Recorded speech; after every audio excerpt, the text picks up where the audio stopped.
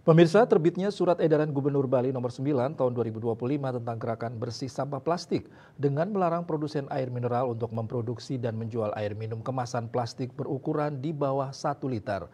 Namun terbitnya SE tersebut dibutuhkan upaya yang tepat dalam mengedukasi masyarakat dan produsen secara perlahan untuk mengurangi penggunaan botol plastik.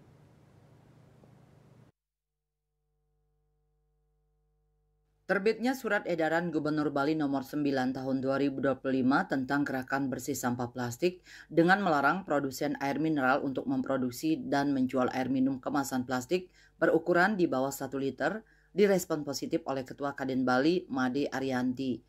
Menurut Ketua Kamar Dagang Indonesia Daerah Bali ini, surat edaran tersebut merupakan sebuah langkah untuk menjaga alam Bali terhadap sampah plastik yang termasuk dalam program Gubernur Bali Nangun Satkerti Loka Bali.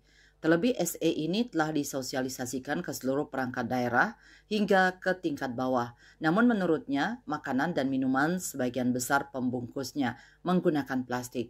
Untuk itu diharapkan kepada produsen untuk ikut berpartisipasi dalam menjaga lingkungan. Tidak hanya masyarakat yang dilarang menggunakan kemasan plastik, namun juga produsen diharapkan mengimplementasikan CSR dalam wujud menampung botol plastik masyarakat di gerai supermarket atau minimarket dengan bentuk penukaran koin atau lainnya.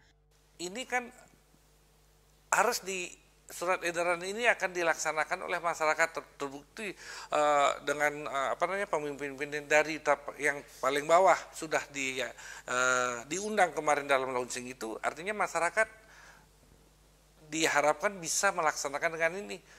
Jangan masyarakat yang melaksanakan tidak boleh, tetapi produsennya tetap mengalir, membanjiri itu. Tapi produsennya juga diajak. Kan bukan masyarakat perlu isinya. Tapi yang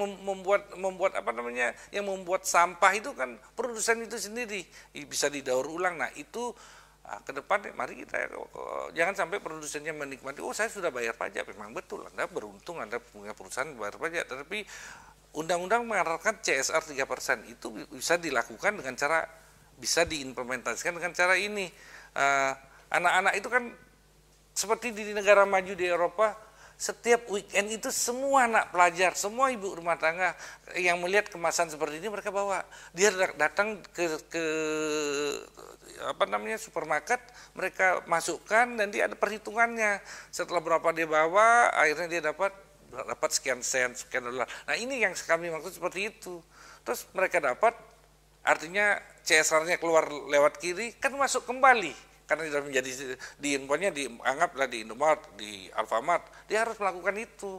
Kalau enggak bisa ditentukan masyarakatnya, kok masyarakatnya yang masyarakat butuh isinya.